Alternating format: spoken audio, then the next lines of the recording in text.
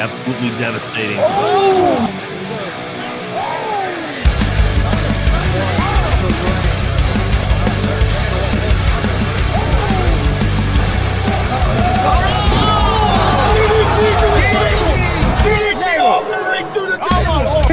This is Joey Owens' show.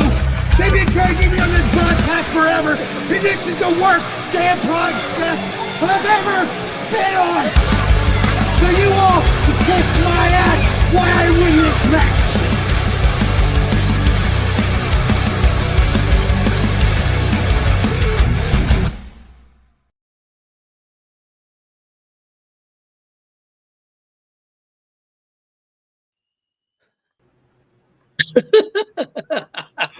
All right, what's happening, everybody? Welcome to Face for Hill Pro Wrestling Talk. I'm Chris Gonzalez, joined by Marcus Fine, Tony Gonzalez, and Big Lynn. And I forgot to add us in the studio, so I started talking and I look up and it's a blank screen. I'll begin to wonder if Off to a great start today, guys. Yeah. Got a little How's it late. How's the trains in Muncie today, Chris? They suck. Well, guys, we'll get started. We'll jump right into it. We got a lot to cover. And the very first thing I wanted to cover was All In Texas. Had a big event. AEW did. Had over 25,000 people there. So it sounded like things went pretty well there at the Texas Rangers Stadium. Real quick, just go over some of the things that happened real quick. Hangman Adam Page defeated John Moxley. And what was really, really good, great death match. I give it an A. I really enjoyed it. So Hangman's the new champ. From there, Athena won the women's casino gauntlet match, and she'll get a shot anytime she wants at the women's title. I like that call. I think Athena is well deserved. She's been stuck over in Ring of Honor, been champion for like 3 years or something like that over there. Hadn't been beat over there, but I think that's a good move. Plus, she's from Texas, so I think that was cool. MJF won the men's casino gauntlet and gets a shot at the world title anytime he wants it. Almost like a contract, and can cash in anytime he wants, but it's not a briefcase. Tony Storm beat Mercedes Moné to retain the AEW World Championship. That was my match of the night. That was my favorite match. And then, in my opinion, I give it a B+ for me. It could have been an A, but it's just way too long, guys. 6-hour pay-per-view. You add the pre-show in, that's 8 hours. That's just, they could have cut that to 4.5 hours and could have been amazing, maybe one of the best pay-per-views ever if they would have done that, in my opinion. But just too much. There's a reason why WWE only does 2-day shows now. So that's yeah. A perfect point. Well, that and they can make more money too. Yeah. Glenn, did you see much of All In Texas? I tried to catch it in between NXT and certain next main event. I thought the entrance from the Young Bucks acting like they were George Washington, Carson to Delaware on that boat was funny. The main event looked like it was good, and thank God Mercedes hoping that win that belt on Saturday. So. Yep, I agree. Next thing I wanted to go over, guys, was Saturday night's main event. Hopefully Chris will get back in there. He had a couple little things to do because I want to get his opinions because I know he watched pretty much all of it.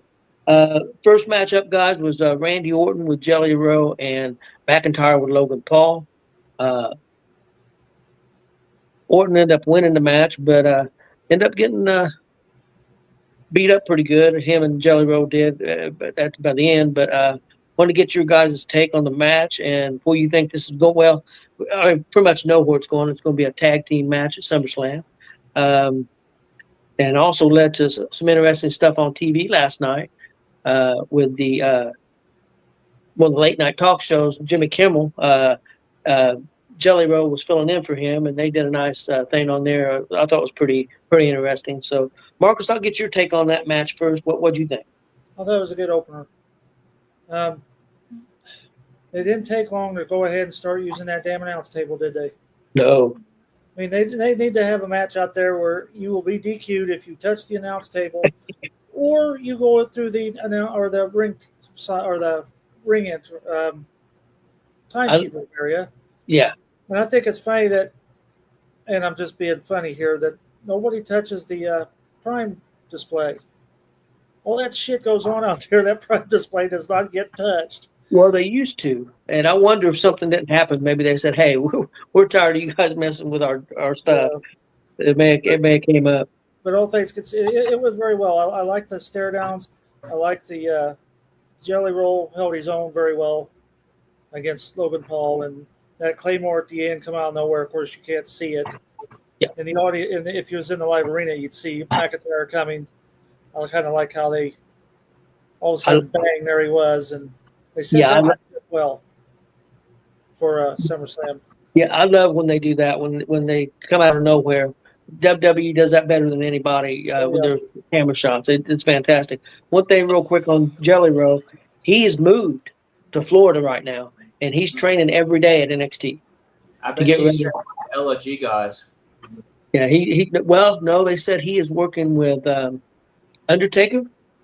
He's working with Undertaker's wife, and I can't remember the other two, but there's 4 or 5 people that he is working with to train for this match. So got to give him credit. Plus, he's lost a lot of weight too. He's lost about 200 pounds. 200 That pounds. man is in shape. Chris, did you get to see the? Can I add on real quick? Yeah, go ahead. Well, and you brought up the talk show. That reminded me of Jerry Lawler and Andy Kaufman. Bingo. Years ago, until Logan Paul came out there, because nobody threatened David Letterman at the time. But they probably would if it was today. They probably would have threatened David Letterman a little more. But yeah, that brought back vintage stuff from '83, I think it was, with that. Yeah. Kaufman stuff. Yeah, I thought that was very well done. I enjoyed that a lot. Chris, did you get to see the opening match of Saturday Night's Main Event? I know there was a match you didn't see. What was the first match? Orton and McIntyre. Randy Orton and No. Yeah. No. Okay, that's the one you didn't get to see. Okay, Glenn, we'll go to you on your thoughts about that match. man, I love how this is up and up because it goes back to what Mark was saying. It's got that like Jerry Lawler, Andy Kaufman stuff, and and Mr. Hogan and Mr. T and Saturday Night Live and all that other stuff that we've seen over the years. It's amazing stuff, man. And how about that freaking Claymore that Joey Wall took, man? That dude is ready to go in the ring if he's taking those kinds of bumps. That's gonna be good. I'm looking forward to that. That might be my match of the night for whatever night that's on SummerSlam. It could be. It's going to be fun. Man, is there anybody?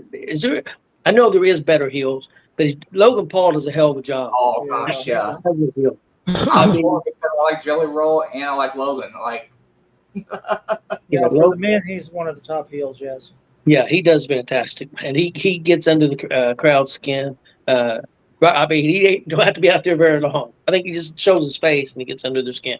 Well, it's that look he's got too. Yes. It's just that look he can give that it just pisses you off to make you see it. Yep. Punch my face. Definitely. Moving on from there, Solo Sikoa beat Jimmy Uso, and he's getting beat up quite a bit after the match, and Jacob Fatu makes the save. You guys' thoughts on that match? We'll go to Big Glenn first. Go away. It was what it was. I give it a C though. It moved the story along a little bit. Chris, what did you think? I thought it was a decent match. I didn't think it didn't blow me away, but it wasn't terrible either. Jacob Fatu's that place when he came out there at the end to help, dude, that place popped and he goes crazy. That dude's nuts. But yeah, he got a big pop from the fans when he came out. I thought Solo and Jimmy put on a good match. I'd be interested to know how many times them two have had matches together throughout all the years. How many times they've ran that back like that. But I thought it was a solid match. Marcus? I want to pick at it. I actually what I'm picking about is why they kept calling Jimmy Uso Big Jim. I mean, because he put on some weight. Hillbilly Jim. I kept waiting on Hillbilly Jim to show up. He put on some weight, Marcus. He has put on some weight. Then they made a statement. This is the first ever one-on-one singles title match that Jimmy's had in 15 years. But was it one-on-one? No, it was one-on-4. But I did like the pin when he rolled him up to pin him, and Tonga Loa, is that his name, was so damn tall that he could scoop his foot up and hold it in the middle of his back. to keep. Yeah, I did like the schoolboy through the ropes. I really did like that. I thought that was a pretty cool spot. I hadn't really seen. I don't know if I've seen that before. I might have, but you don't see that much through the ropes like that. No. Okay, we're gonna move on from there, guys. I thought it was a pretty solid match. I enjoyed it. It's weird. I hear people takes. It's weird because I won't say we're old, but I know a guy that's a lot younger than anybody that's on this panel, and by a few years, he's probably 30, 31, 32. He loved the Solo and Jimmy. That was his favorite thing on the show. He wasn't a big fan of the Orton and McIntyre and the Jelly Roll and Logan Paul stuff. So it's weird on people's taste. I mean, that's what WWE tries to do. They try to appeal to, everybody's taste. But next up, LA Knight beats Seth Rollins. That's not the big story. I don't think that was the plan. I think the plan was for Seth Rollins to win. There was plans for something to happen with Seth Rollins that night, but it wasn't a cash-in. I honestly think the plan was for Roman Reigns to come back on Saturday night's main event. I think that was the original plan, and they couldn't do it because he got hurt. But there's a lot of stories coming out that's saying that he's really not hurt. So I want to get your guys' take on the match real quick, and then we'll talk about, do we think Seth's really hurt or not after we talk about the match. Chris, what do you think about the match? I thought it was a good match. I actually thought it was a better match than what I thought it was going to be going into it. I thought LA Knight looked real good. I'm sure Seth had a lot to do with that as well. But yeah, I was really enjoying the match. When the injury happened, because when it happened, I thought it was a work, because I really didn't, like, when he flipped, I really didn't see much with his leg or anything. So I just thought it was a work. So I'm still not quite sure on that. But like when it first happened, I thought it was a work. But it kind of sounded like it wasn't. But no, I thought it was a real good match. And if they did have to change kind of the ending, I'd like to see where it was going from there. But yeah, I enjoyed it, and it was a better match than what I thought it was going to be going into it. Big Glenn?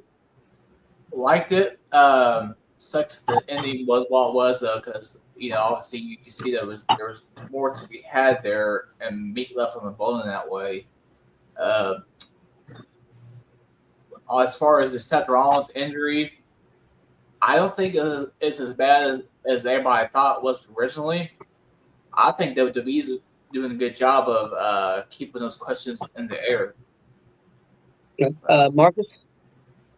I'm not an LA Knight fan, but I thought he did damn good. Some of that jumping off the top rope stuff impressed me. If it's not a work, they sure played it up right. Because if you notice, Paul Heyman can react to literally anything. Yeah. But the referee ran over and told LA Knight something, and he kind of backed off. Kind of reminded me of Owen Hart and Stone Cold. Yeah. And he kind of just paced over there, and the finish looked really rushed. I don't know. If it's not a work, they sure played it well. Yeah, I go back and forth. The match was good, and it sucked because I thought Seth got hurt. I think that in a lot of people's minds, that really hurt Saturday night's main event because of that injury. But next, there's a story that came out by a dirt sheet guy who's considered fairly reliable. He claimed, of course, he didn't report this till Sunday. He says he was told Thursday that they were going to do, by somebody at WWE, his source, a reliable source, that he was told on Thursday that they were going to do an injury angle with Seth Rollins. Well, they played it perfect if they did. So that's what this guy's claimed. Now, I seen an interview with Seth Rollins on Rich Eisen's show yesterday. He said that he is hurt. He went to one of the doctors in Alabama that they go to. The swelling was so bad they really couldn't, in the MRI, they couldn't tell how bad it was. He's going to have another MRI in a week or so. He said, but he's had this knee injury before. He thinks it's fairly serious, but he, just have to wait and see till. That's what he said in an interview on Rich Eisen on national TV. So I don't know. I don't know if it's a work or not. I really don't. I hope if he's hurt, he's not hurt bad. But the other thing is he don't have to cash in till next June. That's when the next King of the Ring is scheduled. So he could hold that all the way to June. So if he could be back by WrestleMania time or whenever, and if it's a work, does he show up at SummerSlam and cash in? So on Gunther or CM Punk, because that would be the big story because he hates Punk and Punk hates him. So that's pretty interesting. Chris, did you have a take on that? No, other than when it first happened, I thought it was a work. Okay. I have one more take on it. As far as the cash-in stuff is concerned, if they really wanted to do a good job with this, they wouldn't even mention it. Don't even have Paul come out the briefcase like he did on Monday night. Keep it quiet. Have Seth cash in at WrestleMania. Everybody by then will have forgot about it and have moved on. That's possible. Next up, guys, Gunther and Goldberg. The match went a lot longer. Again, I don't know if that was because of the injury, because that match went 14 minutes. There's no way I would believe that Goldberg was going to be in a 14-minute match at this time in his career, in his age. And I want to go to Marcus first and what he thought of the match. And Marcus, what do you think? Can I put this thing that Bret Hart quoted on TMZ? Have you seen that? No, I haven't. Okay, I saved it because I got to laughing. Bret Hart put, everyone in the arena is unsafe when he's around, talking about Goldberg. That goes for wrestlers, referees, fans. I mean, even the popcorn guy needs to keep his eyes peeled. That's a quote from Bret Hart to Goldberg on TMZ. Well, the referee didn't get hurt. The referee got a broken rib from that spear. Broke his ribs, yeah. Prayers It for it was about what I expected. I like the fact that Charles Robinson was also the same referee that counted the pin on Hogan when Goldberg pinned Hogan back in 97, 8, whenever that was. Yeah. You could tell Gunther was calling that match. It was obvious Gunther was calling that match. You could see Gunther calling that match. Basic moves. I mean, I don't know. It was just there. Okay. That's about what I expected. You're right. Goldberg did what he could. Goldberg looked okay. I thought Goldberg looked a lot better than I thought he would. I never thought it'd be a 14-minute match. I was expecting a 6 or 7 minute match, and I thought Goldberg did pretty well. I was really surprised. Now, again, I'm not saying he was an A or anything like that, but I thought the match went pretty well as it could have. Let me put it that way. I think with considering Goldberg's age and the shape he's in, because I think he's got pretty bad knees. Chris, your take? Well, you guys know I'm not a big Goldberg fan, but I enjoyed it. I thought it was a pretty good match. Honestly, it was probably one of the better matches I've seen Goldberg in. I thought Gunther looked good. I thought Gunther was laying them chops in. Like he wasn't holding back because it was Goldberg. No, it was a lot better. It was a lot better than what I expected. Because I told you guys I didn't know if I'd watch it, and I watched it, and it had my attention. I was into it, so I give him some credit because, like I said, I'm not a big Goldberg fan, but that's probably one of the better matches I've seen him in. I think a lot of it. I'm gonna give more of the credit to Gunther than. Oh yeah. Because I think Gunther really helped make him look good, but no, it was a lot better than what I thought it would be. Big Glenn. So I got detailed on this. So I want to start by saying I feel like Goldberg should have retired after his 2 or 3 match stint with Lesnar in 2017, 2016. His last few times out have been absolutely shit. But his match on Saturday was great, or not great, but good. I would say like C+. That's what I would grade it. But I also go on to say is I was looking at the time when they was making their entrances. It's 9:40 when they're all coming out. Come out, and I'm like, well, are we gonna have like a swerve here? Like a set cash in or something? Because that's what I was thinking. Because I know with NBC they have a hard out at 10. Yes. And it kind of goes into my last thought, and it kind of goes into the thought that of Goldberg's interview earlier in the week this week. Those hard outs are there for a reason. I don't think WWE was trying to sabotage his retirement, but his comments after the fact just annoy the hell out of me. Well, we'll get into that here in a little bit about Goldberg and his interview that he had and everything. So, what would you guys give that show? There was people shitting on it, said it was horrible. Said that AEW's pay per view was a lot better than that. Well, effing hope so. I mean, Yeah. you took Saturday night's main event TV show against a federation's pay-per-view, supposed to have been their pay-per-view of the year.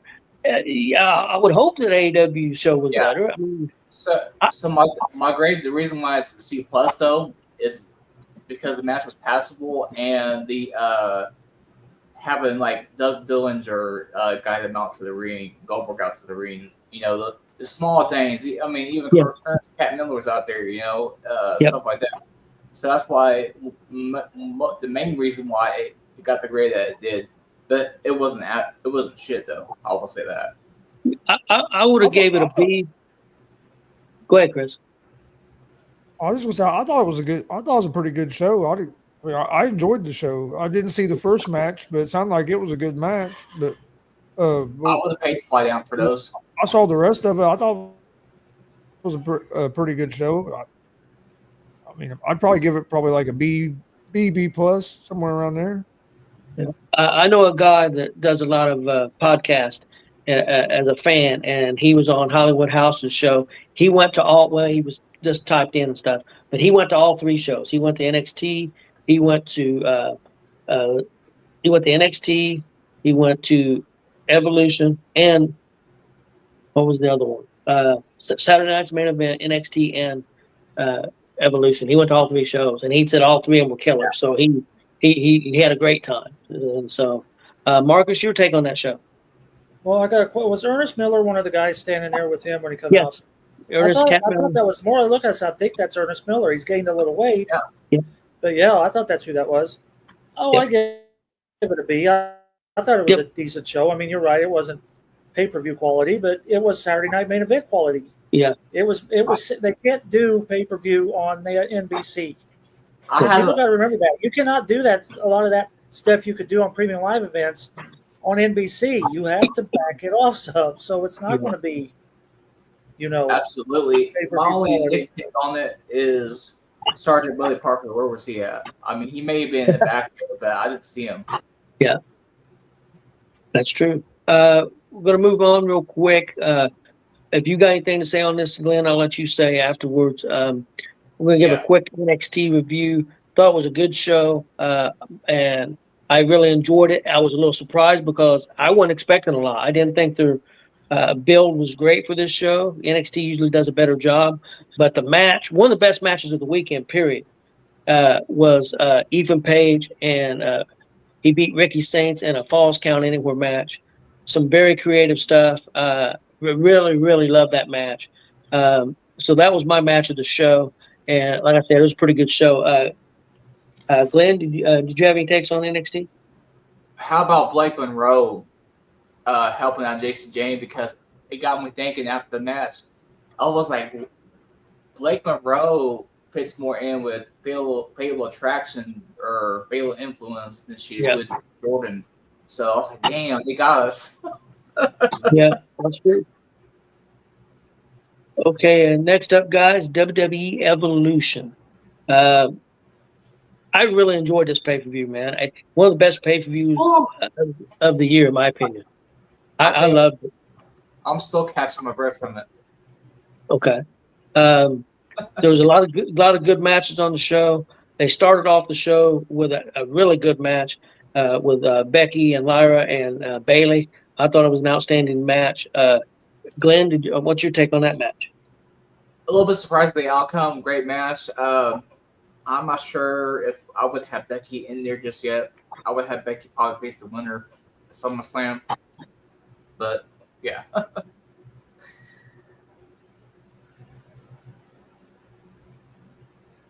match. I enjoyed it. Marcus, is that one of the matches you've seen?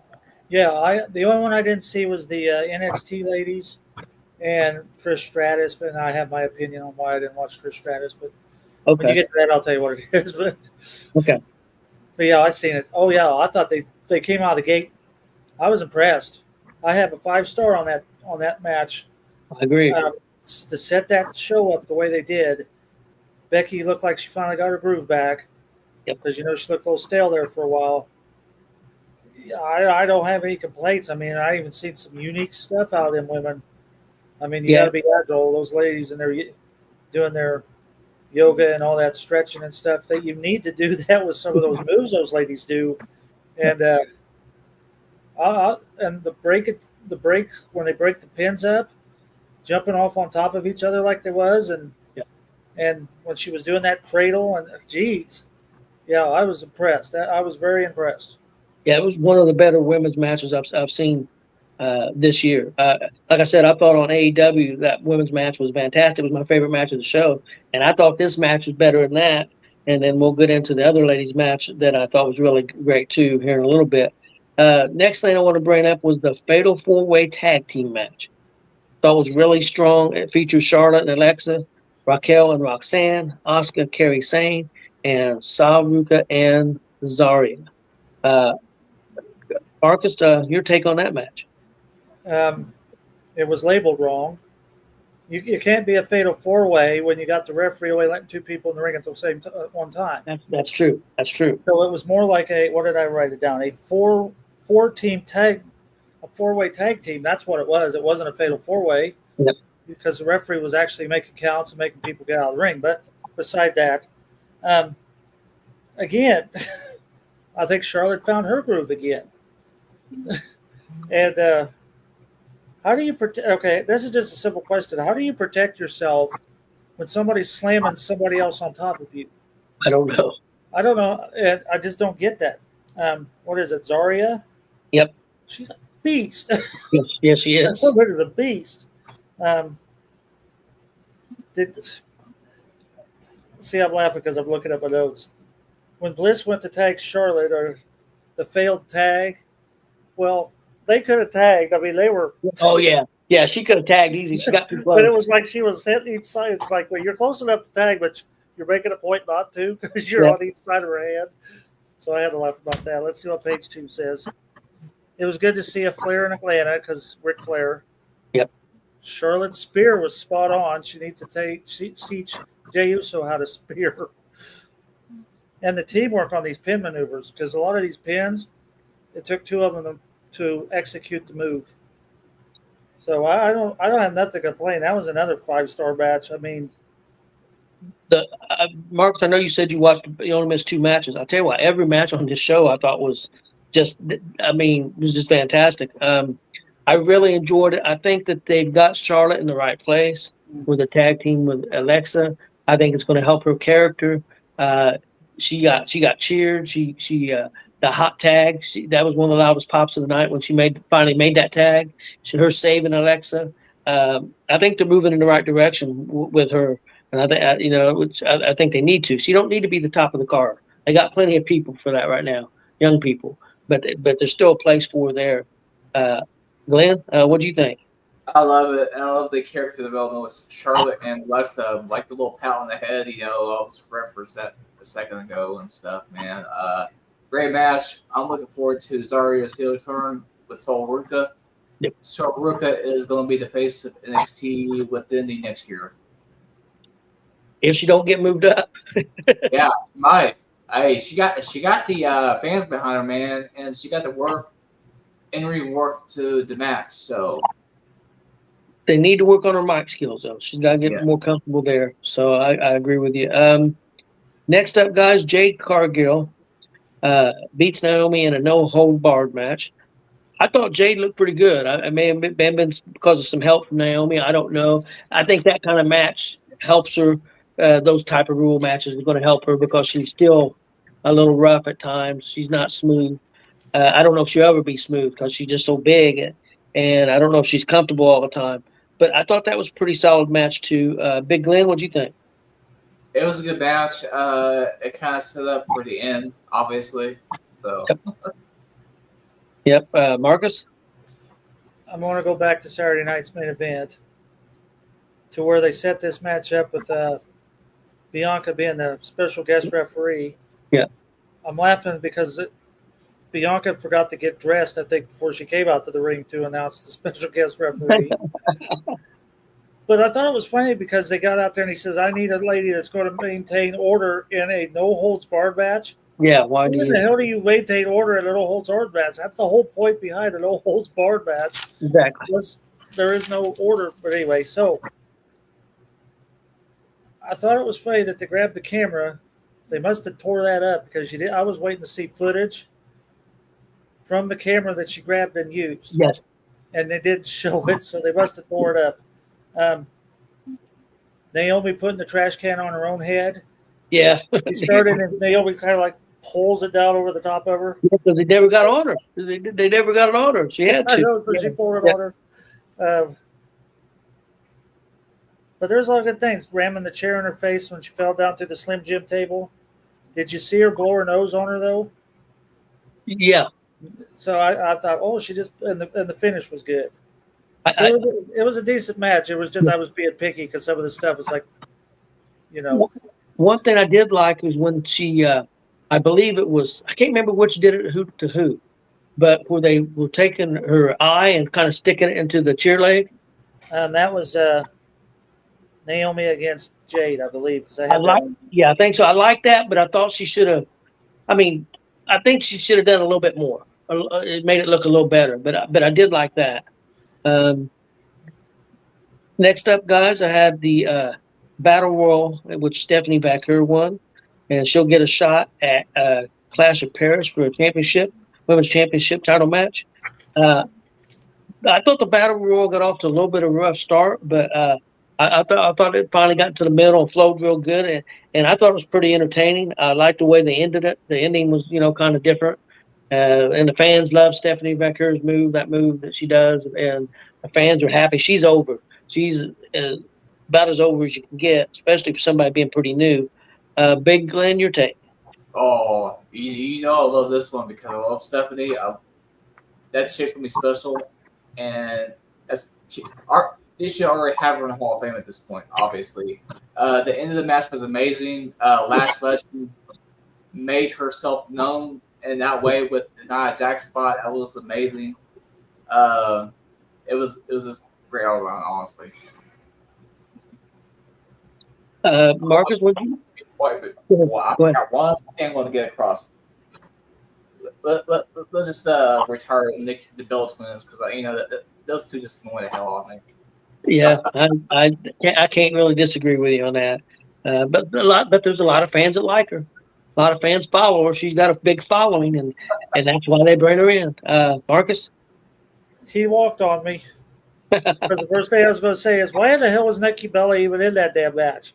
It made no sense. She made no contribution other than a filler. Yeah, that's why I didn't watch Trish Stratus. You make the Hall of Fame, you're done wrestling. Stop this shit. I wasn't happy that Edge came out of retirement and went on like he did. You were in the Hall of Fame. You are done. Stop this re-showing up everywhere.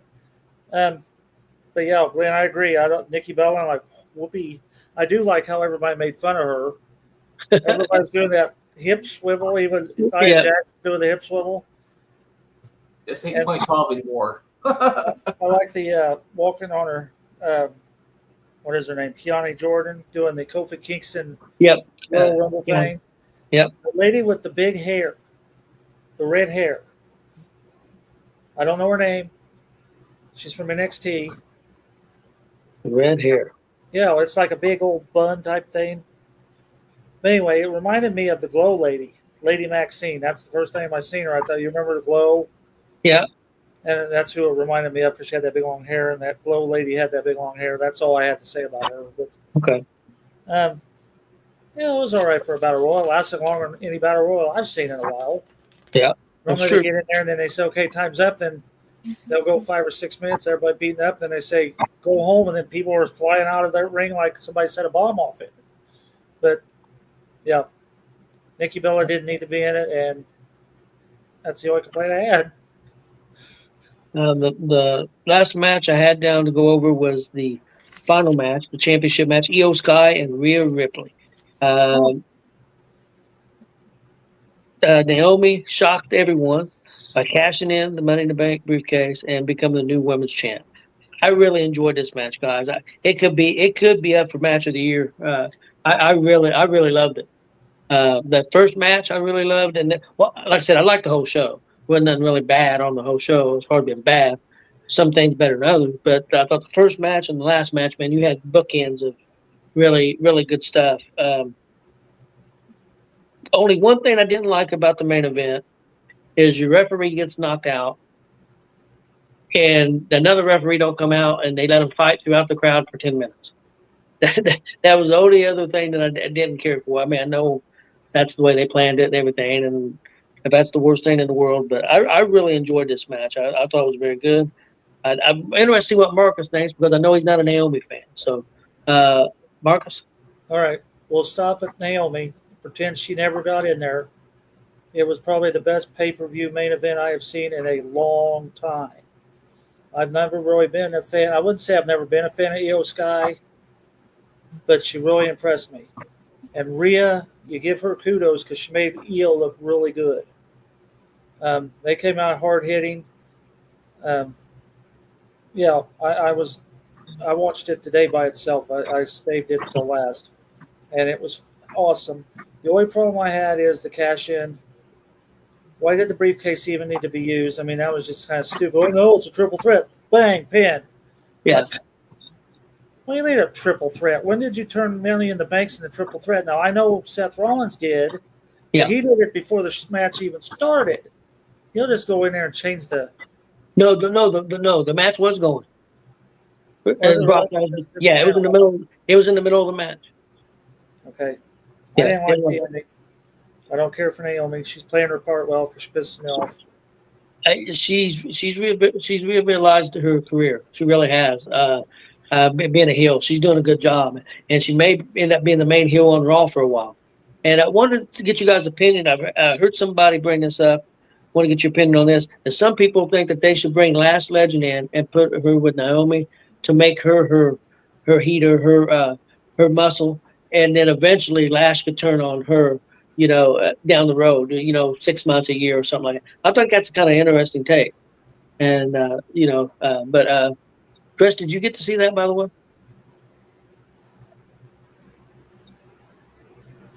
I didn't get to see the whole match. I got to see it was like highlights. I got to see quite a bit of the match, but I wasn't able to find the whole match, and I didn't have time to look it up on go back on Peacock or whatever and watch it. But what I saw was real good. Rhea planted her with that damn Razor's Edge. She about broke her in half with that damn Razor's Edge. Yes, she did. They were beating the hell out of each other. What I saw of it, I really enjoyed. I'm gonna have to go back and get to watch the whole match. Like I said, what I saw of it was broke down like all the highlights. Yeah, you And need to go back and it watch showed the it. cash in and all that. But no, from what I seen, it looked like it was a really good match. But yeah. I know they were hitting because, like I said, she broke her in half on that damn Razor's Edge, then picked her up and done that sit out power bomb. I was like, damn, like they were going at it. It didn't seem like it, but believe it or not, that match went over 30 minutes, guys. Yeah, it did because I looked it up, so I knew how to do my timing. Yeah, that's why I saved it until this morning. I thought it was a hell of a show, man. One of the better shows all year of any company, I think. And the crowd was hot from the get-go, and it stayed hot. The crowd loved the show. So I thought they did a great job. Next up, real quick, guys, Monday Night Raw. Interesting thing about that was the first hour and a half was devoted to all women matches. That's the way they did the first. And then the only men's match was the gauntlet match, which featured 5 wrestlers. And Ron Breaker started it and ended up making it to the finals against CM Punk. And CM Punk ended up winning that match, and he'll be moving on to take on Gunther at SummerSlam. But then they attacked Punk, Bronson Reed, and Braun Breaker And Roman Reigns makes his return, and I tell you, one of the loudest pops I've heard in a while, guys. The crowd went crazy. Immediately after the show was over, they was already selling the new Roman Reigns T-shirts, so that You know, they were prepared. So it was good. And I would say it's going to be Braun Breaker and Bronson Reed against Jey Uso and Roman Reigns at SummerSlam. I think that's the plan. So anybody got any takes on that? yeah, about the T-shirt, man. It was like as soon as I clicked over from my TV to my computer, man, I got the email, so they was quick on the trigger on getting those T-shirts out. Yep. And next up, guys, Mr. Bill Goldberg. Thought he did a great job in that match, but he turned around on, I believe it was Tuesday, could have been Wednesday. I've slept a couple times since then, but goes on a talk show and just pretty much slams WWE up and down one side and the other. I mean, just wasn't happy with anything. Of course he wasn't. He thinks they sabotaged his speech on purpose. They didn't sabotage that speech on purpose. He ended up getting about a minute. They have no control. NBC's a network at 10 o'clock. Like Glenn said earlier, it's a hard out. I think they made him look very good as they could have. They put him in a world championship match. What else did the guy want? I mean, I think they bent over backwards to try to make him look good. He's not an original WWE guy. I know he was under contract. They could have just let the contract run out and not used him. I know he's getting paid a good chunk of money. So what does he have to be unhappy about? I've never been big. It really upset me because I was feeling good about Goldberg, the way the match went and everything. I thought they made him look good. And then he turns around and does this. Now he claims in 2 weeks his contract will run out. And then he's really got a lot to say. How he got screwed over. Oh, he's doing another Ultimate Warrior type of thing. So remember, Warrior did that too. There is a theory on that. There is a theory that he could have been the guy that told that when I told earlier, the guy that claims he was told that there was a injury that with Rollins they was going to fake an injury angle. Maybe they told Goldberg about it. He knew about it, and he's the one that leaked it. So I don't know. So there's some questions about that now. If that's the case, and he's upset because they did this time and cut his time, which he didn't cut his time in the match. He got 14 minutes. So I don't know what Goldberg's got to be upset about. Chris, I'm gonna go to you first. What do you think about Goldberg crying like the big bitch that he is? That's what I was getting ready to say. It sounds like he's being a crybaby bitch. I don't know. I don't know. I mean, I ain't read into it enough, but I don't know what he would really have to be upset about. I mean, like you said, that match was longer than what I thought it would be. And the speech thing at the end, hey, like you have a heart out, you have a heart out. Like you see that happen all the time where stuff just gets cut off in the middle because hey, them networks, they have a schedule and they go by it. Like, I mean, especially against local news. What was it back when the WCW back in the day? They messed up the end of the show, and nobody got to see it because nobody got to see it because of a heart out. Yep, yeah, because they did. Then they showed it the next day on Raw or Nitro. Yeah. Yep. Dallas Page. Yeah. Page and somebody. Was it Savage? No, it's Page Goldberg. It's Page Goldberg. Okay. Big Glenn, what do you think? Oh my goodness gracious! Oh yeah, this one pissed me off because I already thought that he should retire with this match. Yeah, Frankie's is pretty much taking the words right out of my mouth on this one. All the stuff that Bret Hart's been talking about Goldberg over the years, I wholeheartedly 1,000,000,000% agree with that guy because to go on national TV after the fact and say what he said when you're still technically on the contract for another 2 weeks, that just ain't right. That's not good business, and I hope that he does not go to AEW because that just should be retired. I hope he goes to AEW and helps burn that place down. Let Moxley beat the hell out of him. Marcus, you got to take on it. I don't have any more than what they've already said. It's like it Yeah. sounds like he's doing what Ultimate Warrior did when Ultimate Warrior was let go or was done. He went off on a tirade and started bashing everybody too.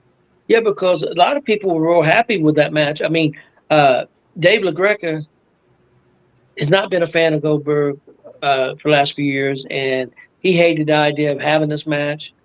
Bully was skeptical. They come on the day after, and after that match, well, come on Monday, and both Bully give it an A+. He said, "I don't see how it could have went any better, all was under the circumstance." So I think Gunther raised his stock because he made Goldberg look so good. So that shows you how good Gunther is, and even Dave LaGreca put him over. Now, since this has come out, Dave LaGreca went on a rant. You guys should check that out on YouTube. He went berserk. He said all these years, everybody thought Bret Hart was being hard on Goldberg and needs to quit crying. He said, no. He said, I was effing wrong. Bret Hart needs to go harder on that bitch. he went crazy. That rant is classic. He went nuts, man. Yeah, I don't know. It don't make any sense, man. The dude sounds really ungrateful.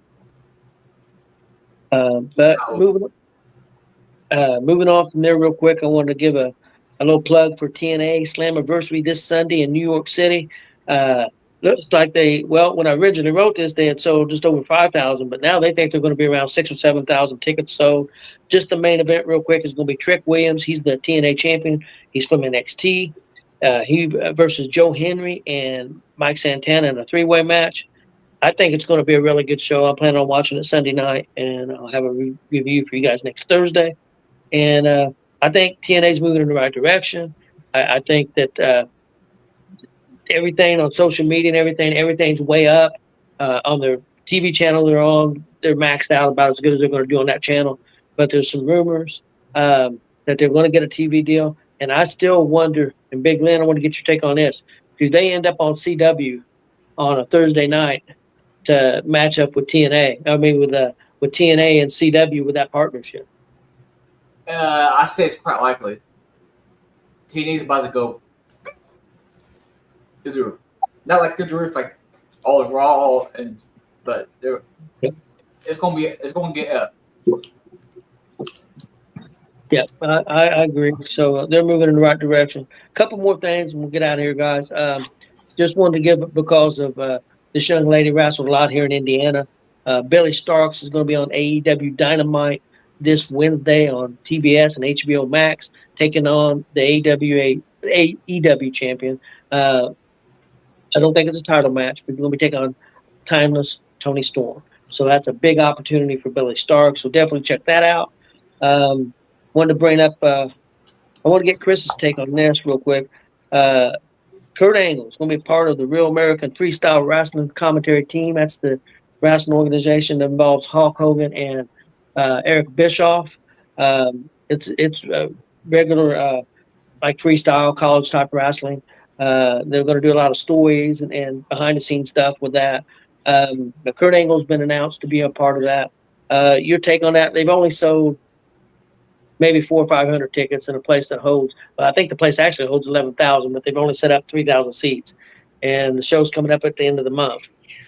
So they're struggling, but the rumor is they've already got a TV deal. So I don't know what's going on with that. I think I know what Chris thinks. He may mention it. If not, I will. But Chris, what are you thinking about Kurt Angle being involved? I think it's a good move to get Kurt Angle involved. That's a lot better guy to have involved than Hulk Hogan.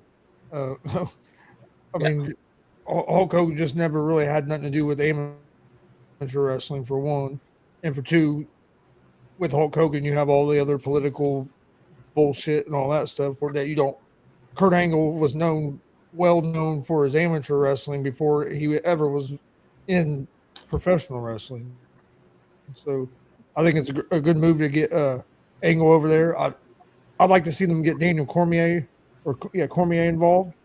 I think he would be another great one to get involved in that organization. I mean, it's good that if they have a TV deal, that's awesome because at least that'll help. I just don't know if they're marketing it good because I mean, I never see anything about it. Only reason I know about it is I heard something on the radio one time about it, and then we've talked about it.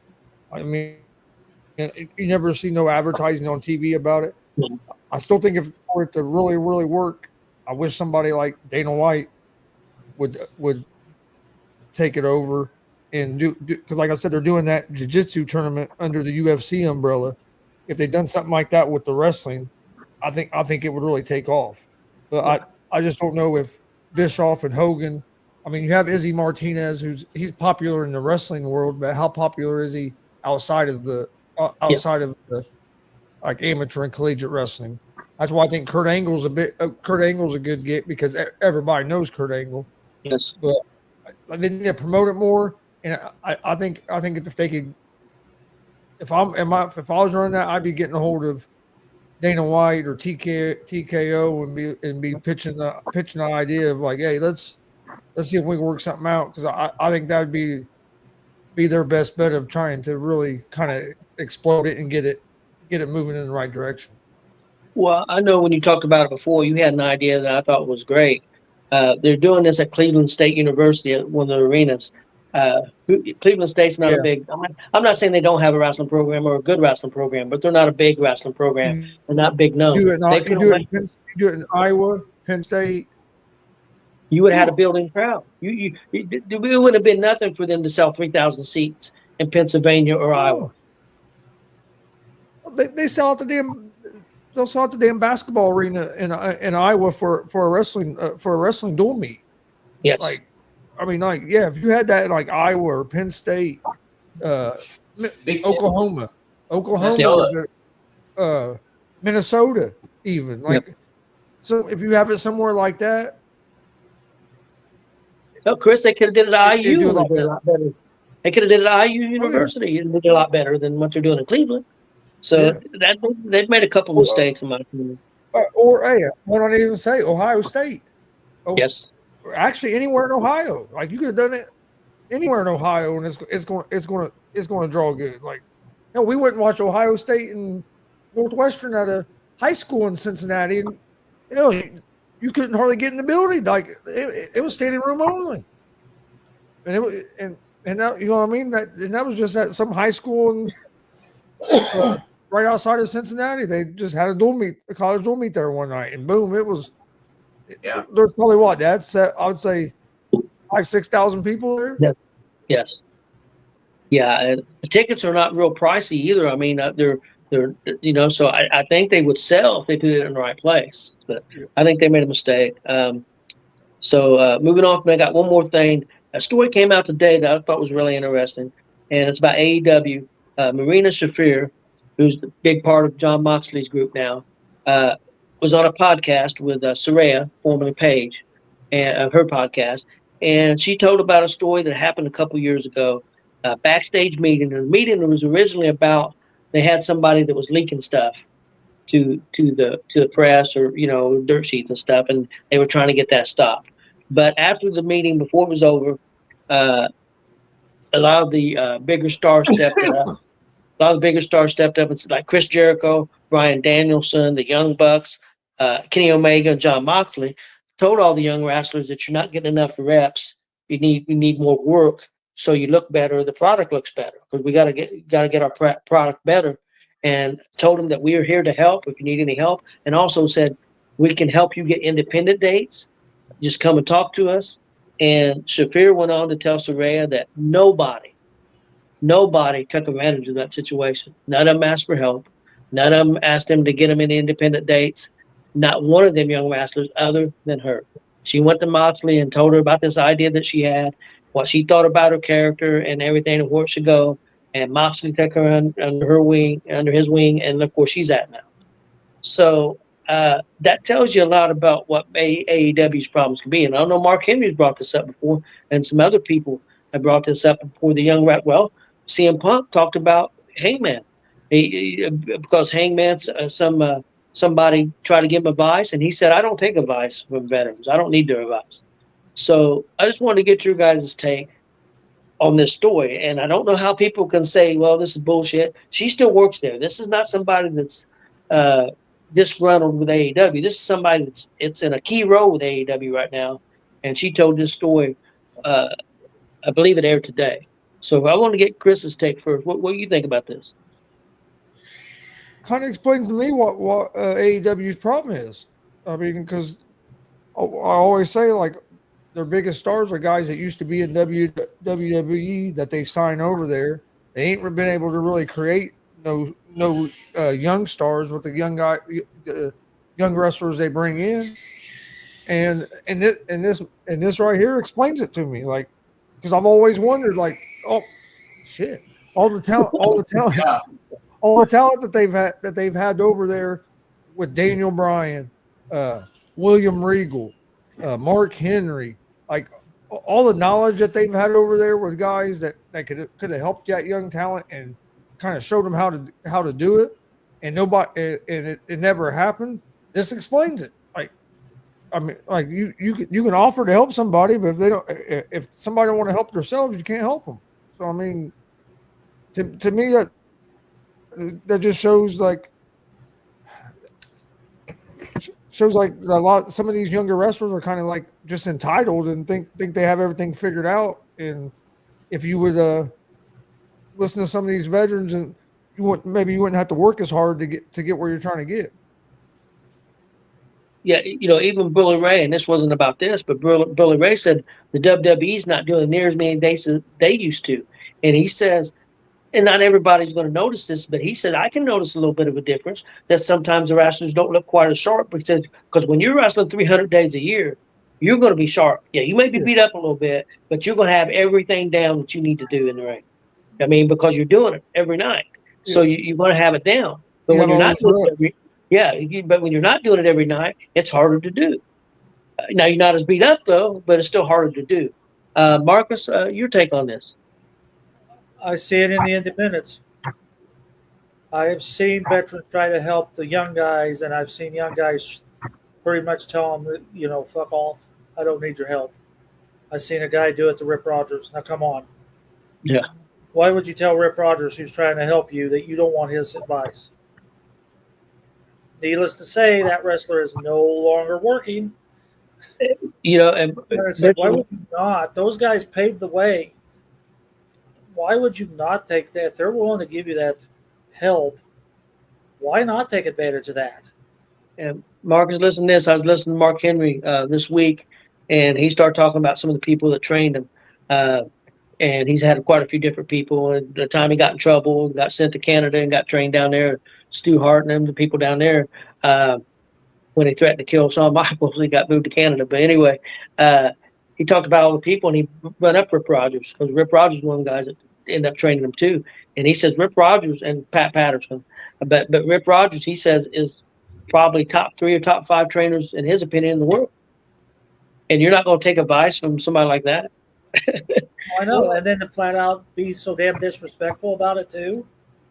I mean, look, like Pat McAfee hired Rip Rogers to train him. Yep. Rip Rogers didn't really have such a. I mean, if you look at Rip Rogers' career and his work, I mean, he really wasn't a big deal, really. I mean, he worked well with the Poffos, but he was a mid-carder, I would say. He never really he did well, huge, but he had some good years in Portland. Now he was big, and he was pretty big in Puerto Rico for some reason. He was a pretty big success in Puerto Rico. I don't know why, but he was. Well, you remember Art Cruz? Yeah. Art Cruz was a jobber everywhere else, but he was big in Portland. Rip Rogers knew his shit, even though he wasn't the Hogan, the Bret Hart, and why you would not? If Rip Rogers come up to me, shit, yeah, you tell me all you want to tell me. I'll slurp that stuff in like. Yeah, with me I used to entertain back in the day, but the more that you get out and have your face out there, the more that people are going to take notice of your work. And if you're putting in the work, people are going to take notice and put you on your shows. So these kids need to take advice and learn and help get their product and brand out there and their work. Well, I think Chris said it best. They think they're entitled. Yeah. Yes. Well, you're not entitled. See, you're luckier in hell because it's easy to get into the wrestling business now. You go 30 years ago, getting in was a hard thing to do. Yeah. You go for Dick the Bruiser, you talk to Big Pete next time you see him, and how hard it was. He lost his opportunity because that door shut on him. Now you can just pay $1,500 to basically a lot of people who were training themselves, and then I could go all night. I still think the biggest problem with AEW, and again, like you said, the guys being entitled and stuff, but I think it starts from the top, lack of leadership. They got a lot more freedom over there, and I guess that's a good thing in some situations. But when you're running a business and a company, you got to have rules, and you have to be strict to a certain degree. And I think that, I mean, here's Bryan Danielson and Chris Jericho, and Moxley, but Danielson and Jericho, to me, two great minds in wrestling, and they're offering to help you, and they're also offering to help get you dates so you can get more reps in. And if you're a promoter out there and Bryan Danielson calls you and say, "Hey man, I've got 3 wrestlers, can you put them on the show?" I don't want that. Guess what? You're going to get on that show if Daniel's making that call or Jericho's making that call, or they're going to get you dates. You ain't going to have no problem getting dates and getting money. So it don't make any sense to me. But shout out for Shafir for saying that she didn't use anybody's names, but she said everybody in the meeting. She was the only one that stepped up and went to Moxley.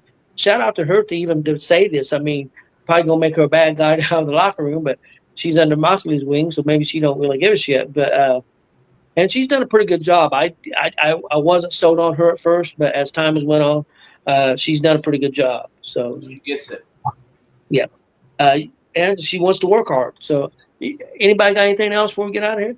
Yes, absolutely. Just one small thing. If you're going to have an affair, don't go to the Coldplay concert. I'll leave it at that. Okay. All right.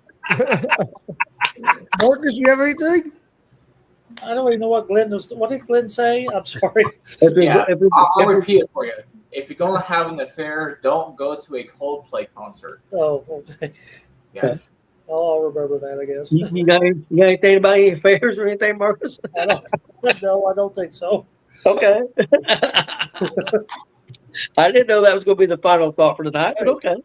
Hey. Well, that's like what the hell did he just say? It's like All right. Well, we appreciate everybody watching. Please hit that subscribe button on YouTube at Gonzo Sports Room. Like and follow Facebook, Twitch, X, Instagram, Mark Gonzo Sports Room as well. And we'll see you guys next Thursday.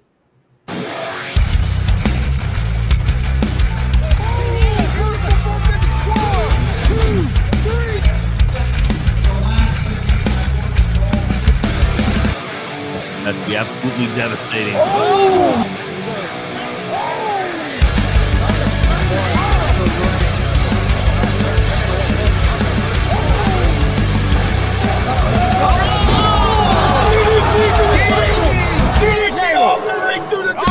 Here, this is Joey Owens Show. They've been trying to get me on this broadcast forever, and this is the worst damn broadcast I've ever been on. So you all can kiss my ass while I win this match.